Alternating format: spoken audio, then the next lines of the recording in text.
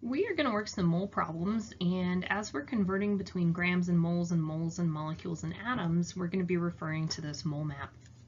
So keep in mind that anytime you go from grams to moles, you're going to use this as your conversion factor, and what that will do is cancel out your grams and leave you with the unit of moles.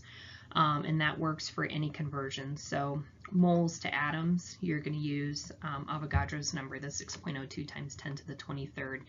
And one other thing to note is that this particular conversion factor is the exact same as this conversion factor going the opposite direction. The only difference is that moles will go on the bottom if you're going from moles to molecules so that you cancel moles, and going the opposite direction from molecules to moles, you have moles on the top so that you cancel your molecules. Okay, so we're asked to calculate the mass in grams of 6.00 moles of oxygen gas. I'm going to start by underlining my given. So I'm looking for a number with a unit and a substance. My given always goes in the upper right-hand corner of my T-chart. So here we have 6.00 moles of oxygen gas. And then I'm going to go back up to my problem and I'm going to find what they're asking me to look for. So I'm looking for a unit without a number. So here I see grams.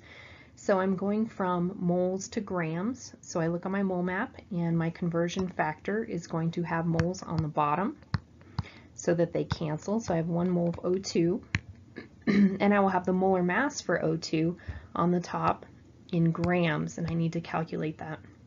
So looking at my periodic table, I need to use 4 significant figures. So oxygen is 16.00, and I'm going to multiply that by 2 because I have 2 oxygens. So my molar mass for oxygen gas is 32.00, and it's important to keep those zeros in there because I need 4 sig figs for my molar mass. So we multiply across the top. 6.00 times 32.00 is 192, and my unit is now grams, and my substance is still the same, oxygen gas. Last thing I need to double check is that my number of sig figs matches my given. So my given has 3 significant figures, and so does my answer, so I'm good to go. Okay, here we're being asked to calculate the number of moles of 200 grams of sodium hydroxide. So again, I'm going to start by underlining my given. So I'm looking for a number, a unit, and a substance all together. Okay, and my given is going to go on the first line, the first upper right-hand corner of my T-chart. So 200, it's important to include that decimal because that means that my given has 3 sig figs, which means my answer is also going to have 3 significant figures. The unit is grams and the substance is sodium hydroxide. So I'm going to start my T-chart. Now I need to go back to my problem and figure out what unit are they asking me to convert my grams of sodium hydroxide to, and that is moles. So looking at my T-chart, the grams to moles conversion has my molar mass on the bottom in grams of sodium hydroxide, and the molar mass of a substance is equal to 1 mole of that same substance on top. So my units are going to cancel, leaving me with moles. Double check my problem, that's what it's asked for. So I'm going to have to actually calculate my molar mass now. So looking at the periodic table, we have 1 sodium, 1 oxygen, 1 hydrogen. Sodium is 22.99. Oxygen is 16.00. Again, I'm keeping 4 sig figs, and hydrogen is 1.008. So I get 39.998, but I need 4 sig figs. So drawing my line, oh, this is going to be a mess. I need to round up. So now this becomes 10, carry the 1. This also becomes 10, carry the 1. This also becomes 10, carry the 1, and I get 40.00. So my molar mass in 4 sig figs is 40.00. To do this problem, it's 200 times 1 gives me 200 divided by 40, which gives me an even number of 5. Double checking, my given was in 3 sig figs, so my answer also has to be in 3 sig figs. It's a nice even number, but I can put a decimal and 2 zeros to get me 3 significant figures. My units are the mole, and my substance is still sodium hydroxide. All right, how many moles are in 1.20 times 10 to the 24th atoms of potassium? I'm going to underline my given. That's the number, the unit, and the substance is potassium. And I'm going to put that in the upper left-hand corner of my T-chart. So 1.20 times 10 to the 24th atoms of potassium. And I'm going to go back to my question and circle what they're trying to get me to find, and I need to convert from atoms to moles. So I'm using a different conversion factor than what we've used before.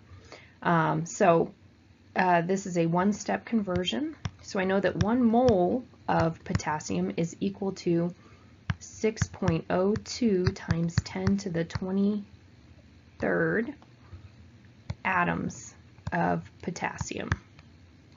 So that's using Avogadro's number.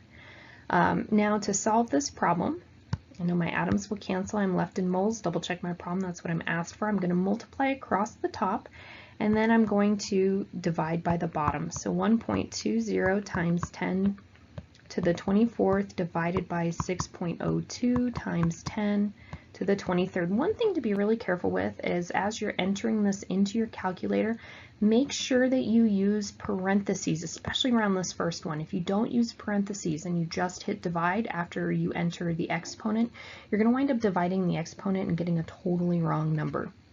So on a scientific calculator, this would be entered using the E button. Okay, so E means times 10 to the, so I can enter that like this. And the answer I get when I calculate this is 1.993, and I need to go back and double check how many sig figs are in my given. I have 3 sig figs here, so I'm going to have to round this to 3 sig figs. So the final answer is 1.99 moles, my unit is really important, of potassium. All right, in our last problem, we're asked to find the molecules in 2.00 grams of CO2. So I'm going to go ahead and underline my given, and I'm looking for molecules. And if I were to go back and look at my mole map, I notice that there's no arrow that goes directly from grams to molecules. I'm going to first have to convert my grams to moles and then go from moles to molecules. So I'm going to go ahead and start my equation by putting 2.00 grams of CO2, and I'm going to make a really long line because I'm going to have 2 conversion factors here. So the first step is to convert from grams to moles, which means I'm going to have to find the molar mass of CO2, and that's equivalent to 1 mole of CO2. So I'm going to come back to that in just a second because I want to finish out my second step. So I'm at moles and I need to get to molecules. My conversion factor is to put the moles on the bottom because I want them to cancel, and to put Avogadro's number, 6.02 times 10 to the 23rd molecules, and be careful about abbreviating that, of CO2.